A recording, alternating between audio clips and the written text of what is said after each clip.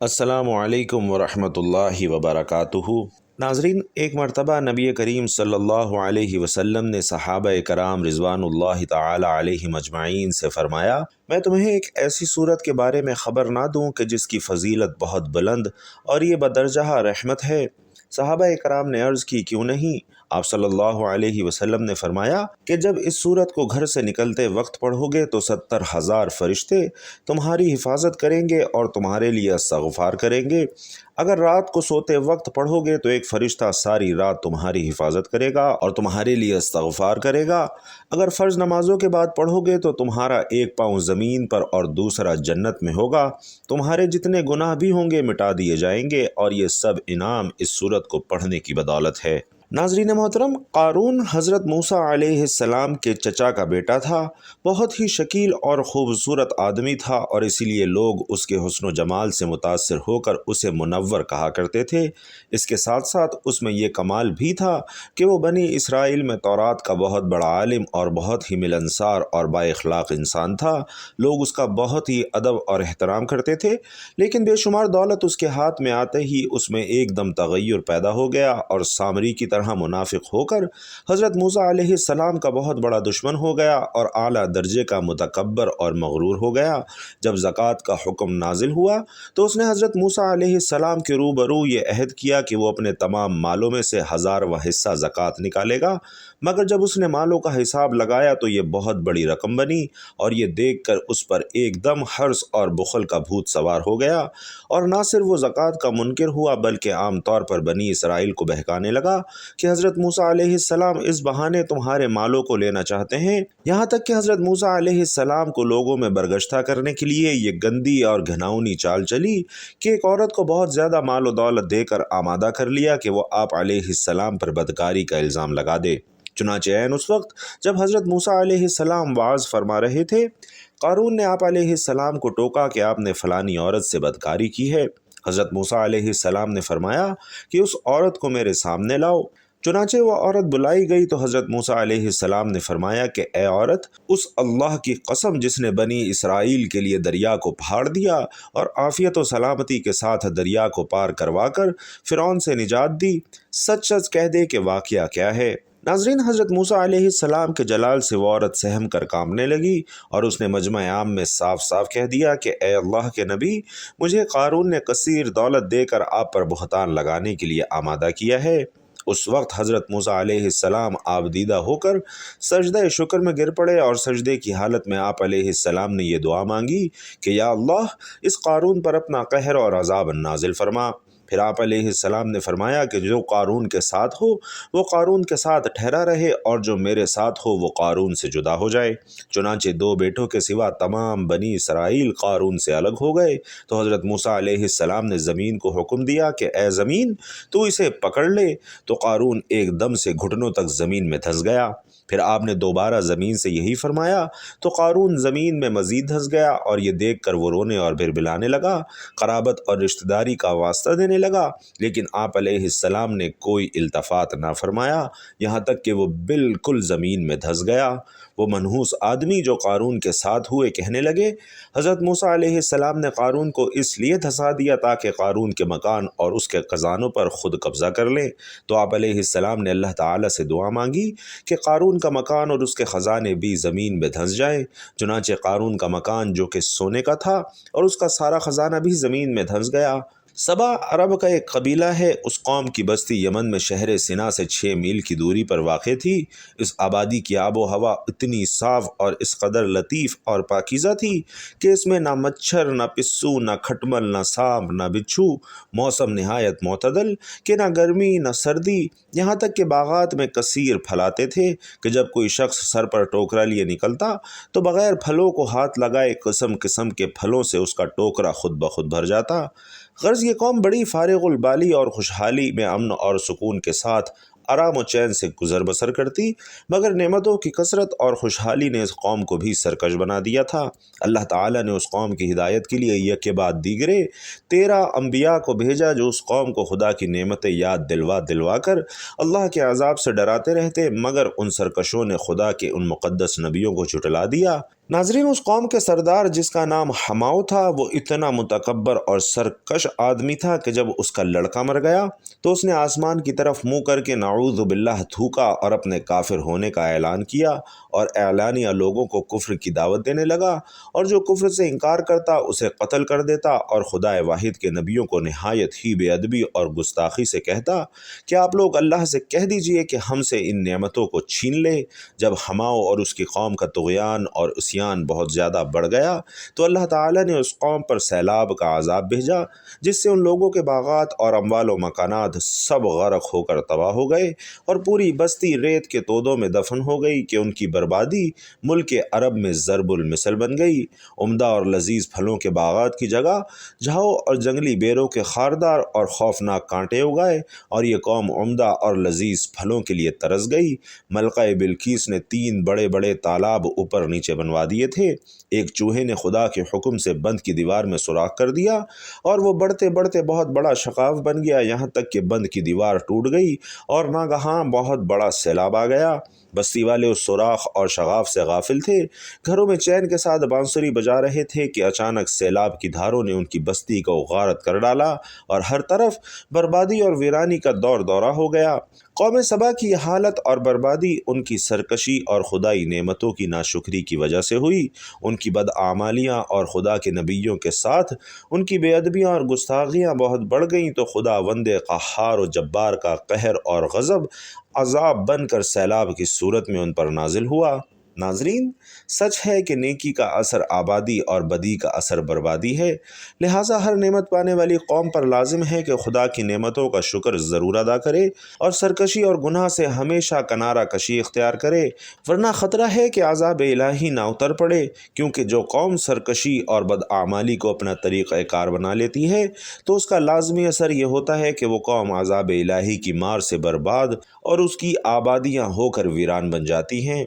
हज़रत ईसा अलैहिस्सलाम ने अपने हवारियों में से 2 मुबल्लिगों को तबलीग दीन के लिए उस शहर में भेजा। एक का नाम सादिक और दूसरे का नाम मज़दूक था। जब ये दोनों शहर पहुँचे तो एक बूढ़े चरवाहे से इनकी मुलाकात हुई, जिसका नाम हबीब नजार बताया जाता है। सलाम के बाद हबीब नजार ने पूछा कि आप लोग कौन हैं, कहाँ से आए हैं और किस मकसद के लिए आए हैं। उन दोनों साहिबान ने कहा, हम हज़रत ईसा अलैहिस्सलाम के मुबल्लिगीन हैं और इस बस्ती वालों को तौहीद और खुदा परस्ती की दावत देने के लिए आए हैं। हबीब नजार ने यह सुनकर कहा, आप लोगों के पास उसकी कोई निशानी है?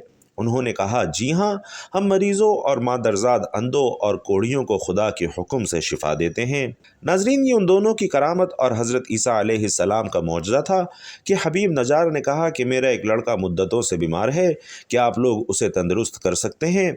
उन दोनों ने कहा, जी हाँ, उसे हमारे पास ले आएँ। चुनांचे उन दोनों को उस मरीज़ लड़के पर अपना हाथ फेर दिया और वो फ़ौरन ही तंदुरुस्त होकर खड़ा हो गया। यह खबर बिजली की तरह फैल गई और बहुत से मरीज़ जमा हो गए। उस शहर का बादशाह अंतीनी नामी एक बुत परस्त था। वो उन दोनों की ज़बान से तौहीद की दावत सुनकर गुस्से के मारे आपे से बाहर हो गया, तो उसने दोनों मुबल्लिगों को गिरफ्तार करके 100 दुर्रे लगाकर जेल खाने में कैद कर दिया। और इसके बाद हज़रत ईसा अलैहिस्सलाम ने अपने हवारियों के सरदार हज़रत शमून को अंताकिया भेजा। आप किसी तरह बादशाह के दरबार में पहुंच गए और बादशाह से कहा कि आपने हमारे 2 आदमियों को कौड़े लगाकर जेल खाने में कैद कर लिया है, कम से कम आप उन दोनों की पूरी बात तो सुन लेते। बादशाह ने उन दोनों को जेल खाने से बुलवाकर गुफ्तगू शुरू की, तो उन दोनों ने कहा, हम यही कहने के लिए आए हैं कि तुम लोग इन बुतों की इबादत छोड़कर खुदा वाहिद की इबादत करो, जिसने तुमको और तुम्हारे बुतों को पैदा किया है। जब बादशाह ने उन दोनों से कोई निशानी तलब की तो उन दोनों साहिबान को एक ऐसे मादरजाद अंधे को कि जिसके सर में आंखें थी ही नहीं, हाथ फेर दिया तो उसकी पेशानी में आंखों के 2 सुराख बन गए। फिर इन दोनों साहिबान ने मिट्टी के 2 गलूले बनाकर उन सुराखों में रख कर दुआ की, तो ये दोनों गलूले आंखें बनकर रोशन हो गए और मादरजाद अंधा अखियारा बन गया। हज़रत शमून ने फरमाया कि ऐ बादशाह, क्या तुम्हारे बुतों में भी कुदरत पाई जाती है? बादशाह ने कहा, नहीं। तो हज़रत शमून ने फरमाया कि फिर तुम इसकी इबादत क्यों करते हो कि जो ऐसी कुदरत वाला है कि अंधों को आँखें अता फरमा देता है। ये सुनकर बादशाह ने कहा, क्या तुम्हारा खुदा मुर्दों को ज़िंदा भी कर सकता है? अगर वो मुर्दों को ज़िंदा कर सकता है तो एक मुर्दे को ज़िंदा कर दे जो मेरे एक दहकान का लड़का है। वो कई रोज़ से मरा पड़ा है और मैंने उसके बाप के इंतज़ार में अभी तक उसको दफन नहीं किया। بادشاہ ان تینوں صاحبان کو لے کر لڑکے کی لاش کے پاس گیا اور ان تینوں صاحبان نے دعا مانگی تو خدا کے حکم سے وہ مردہ زندہ ہو گیا اور بلند آواز سے کہا، میں بت پرست تھا تو میں نے مرنے کے بعد جہنم کی وادیوں میں داخل ہوا، لہٰذا میں تم کو عذاب الہی سے ڈراتے ہوئے اللہ پر ایمان لانے کی دعوت دیتا ہوں اور تم لوگوں کو نصیحت کرتا ہوں کہ خدا کے پیغمبر حضرت عیسیٰ علیہ السلام کا کلمہ پڑھ کر ان کے تینوں مبلغین کی بات مان کر ان لوگوں کے ساتھ اچھا سلوک کرو، کیونکہ یہ تینوں صاحبان حضرت عیسیٰ علیہ السلام کے حواری اور ان کے فرستادہ ہیں۔ ناظرین، مردے کی یہ تقریر سن کر سب کے سب حیران رہ گئے کہ اتنے میں حبیب نجار بھی دوڑتے ہوئے پہنچ گئے اور انہوں نے بھی بادشاہ اور سارے شہر والوں کو مبلغین کی شجاع تصدیق کے لیے پرزور تقریر کر کے آمادہ کر لیا، یہاں تک کہ بادشاہ اور اس کے تمام درباریوں نے بھی ایمان کی دعوت کو قبول کر لیا اور تمام صاحب ایمان ہو گئے، مگر چند منحوس لوگ جو بتوں کی محبت میں عقل اور ہوش کو بیٹھے تھے وہ ایمان نہیں لائے بلکہ حبیب نجار کو قتل کر دیا تو ان مردودوں پر عذاب آیا اور عذاب انشا سے وہ ہلاک کر دیے گئے۔ حضرت عیسیٰ علیہ السلام کو آسمان پر اٹھا لیے جانے کے تھوڑے دنوں بعد کا واقعہ ہے کہ یمن میں سنا شہر سے 2 کوس کی دوری پر ایک باغ تھا جس کا نام زردان تھا۔ اس باغ کا مالک بہت ہی نیک، نفیس اور سخی آدمی تھا۔ اس کا دستور یہ تھا کہ پھلوں کو توڑتے وقت وہ فقیروں اور مسکینوں کو بلاتا تھا اور اعلان کر دیتا تھا کہ جو پھل ہوا سے گر پڑے یا جو ہماری جھولی سے الگ جا کر گرے وہ سب تم لے لیا کرو۔ اس طرح اس باغ کا بہت سا پھل فقراء اور مساکین کو مل جایا کرتا تھا۔ جب باغ کا مالک مر گیا تو اس کے تینوں بیٹے اس باغ کے مالک ہوئے، مگر یہ تینوں ہی بہت بخیل ہوئے۔